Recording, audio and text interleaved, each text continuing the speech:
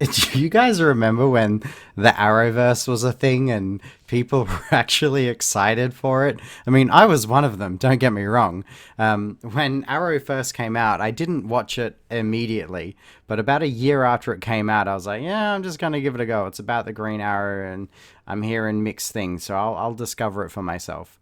And, I watched Arrow season one, and I enjoyed it. I thought it had an identity crisis, but that's typical of a CW show.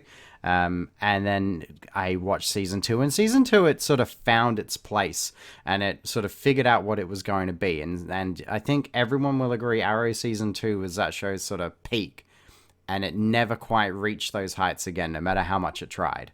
And the Arrow was so popular and successful that it spawned all these spin-offs like Flash, which was good for a couple of seasons. It was never great, but it was watchable for a little bit. And then we had Legends of Tomorrow, which took cast members from Flash and Arrow who were sort of liked but didn't really fit into those two stories, so it gave them their own story. I remember watching season one of that and being like, okay, and then season two they jumped the shark with time, like yuck. I'm not gonna get into that too much, but yeah, it's weird, right? This thing had so much potential to be this awesome like TV cineverse of these fun heroes, and out of nowhere, it literally fell apart. Like in the blink of an eye, the whole thing fell apart. And just I think this morning we found out that both Legends of Tomorrow and Batwoman are cancelled. Now I don't know how Batwoman survived even more than one season, but they were really determined to get that show to go. And look, I could do what every other rage bait comic YouTuber is going to do right now, and I can shit all over these shows. Yeah, we could do that. We could take a big Amber Heard all over these shows, you know, under the covers. But I'm not going to. Instead, I want to talk about how sort of tragic this is and the opportunity that was missed from all of this. I mean, really sit down and think about this. We had a TV cineverse with Green Arrow, Flash, Superman, Blue Beetle. I don't think, did Blue Beetle ever show up? Oh, yeah, that's right. Yeah, recently. We had Batwoman. Um, what was the other one that was Supergirl, right? We know my opinions about that. You can look at that down below. That Supergirl was the show that sort of when they released that, I said, yeah, I'm done with all of this, and I just stopped watching all of them. But think about that. Think about what they were building and how good it could have been. The missed potential here, because I highly doubt we'll ever get a multi-show Cineverse based on DC or Marvel. I just don't see them doing it. The how expensive and the amount of planning and manpower it takes to do this sort of thing is incredibly difficult and expensive. But think about that opportunity that was lost. Could you imagine in a better world where this had actually happened and it was faithful to the comic book stories, and we almost had like Batman the Animated Series, Justice League, Static Shock sort of thing going on, but live action. I mean, how fascinating is that, really?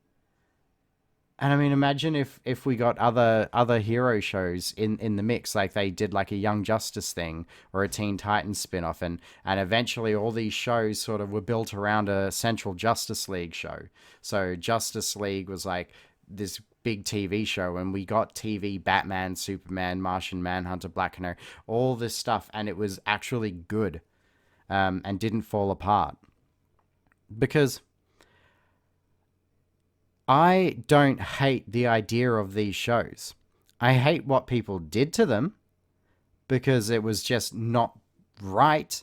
Like the stories they were coming up with, the way they were treating these characters that have been around for generations now was just awful. It's just awful. And had they connected this better and shown respect to the source material, similar to how Arrow season 1 and 2 tried to do so in before Arrow just turned into a Batman show, essentially. Because after season 2, they're like, oh, what do we do? Let's take some Batman villains. And it's like, oh, okay. Could you imagine if Arrow, like, they leaned in more on like maybe the new 52, like traveling around the universe, Indiana Jones Arrow sort of thing. I don't know, like there's just so much they could have done, and Arrow has good villains. They just underutilize them in the show. But yeah, I really wanted to sort of reflect on what we had and how we screwed that up. And when I say we, I mean the people making these shows, not me or you. Unless you're one of the people making these shows, in which case hire me to do it. I'll do it better. But yeah, so it's sad. Like there's a lot of people who are going to celebrate this, like, yay, it's gone. And that is sad. And it is like I'm happy that these horrible versions of these shows are gone, and hopefully they'll be forgotten.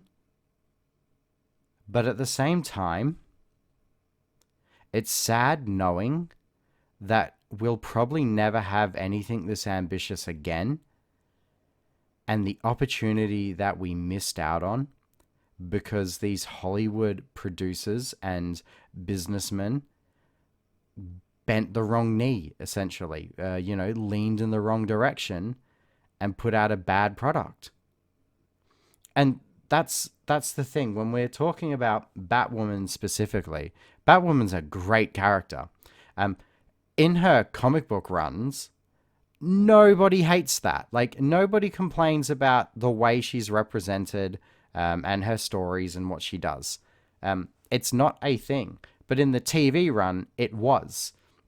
And there's a lot of people going, oh, well, that's just comic fans and they're all the ists and isms and blah, blah, blah. But the fact of the matter is those comic fans like those comics. They just don't like what you're doing with the TV show because you don't understand the characters the right way and you're not paying respect to the source material.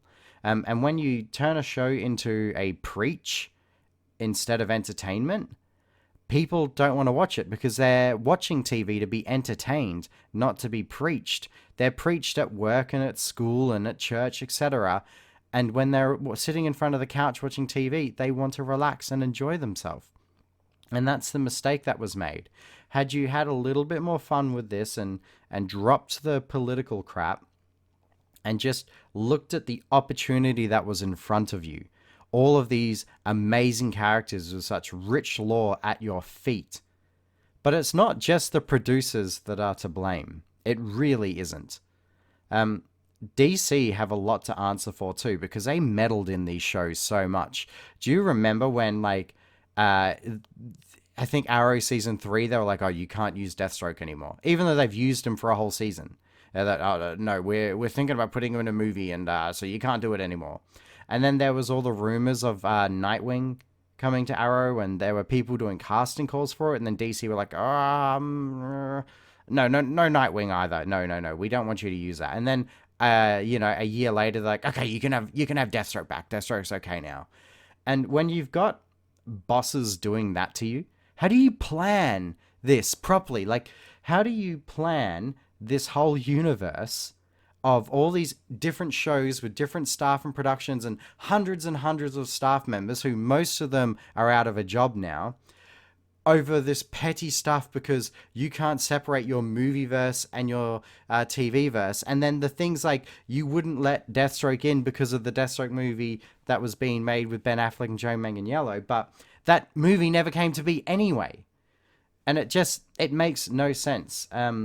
And now us, the fans, have lost something that we never had, but could have and always dreamed of, because of a combination between woke producers trying to get their ESG grants so that the network can make money, and the network is out of touch with real people, and this is what we're left with. And that's all I wanted to say about this. I'm not going to sit here and go, like everyone else is going to do.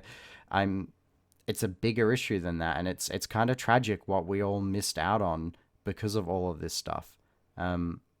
And I hope in the future people realize that and take this stuff a bit more seriously for the fans who have, you know, spent 30, 40, 50, 60 years reading these comic books and falling in love with these characters and have always dreamed of this, because that's what you missed out on. It's those guys. Yeah, imagine all the fans of Batwoman for the last 30 years who have always dreamed of seeing the Batwoman that they read on screen, and then they got that instead. You know, it's like me with Black Canary, one of my favorite superheroes, and then, you know, she shows up in Arrow and I'm like, what is this? You know, and then they put her in that Birds of Prey movie.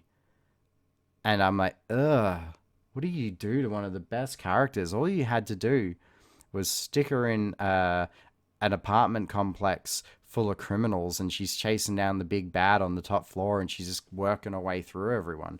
All you had to do was that, you know, just the raid with Black Canary, and you've got yourself a banging movie. How come? How come no one in Hollywood realizes it's that simple? Anyway, this is getting a bit long now, and you guys probably clicked off a while ago, but if you didn't, I appreciate you, and I like those sweatpants you're wearing.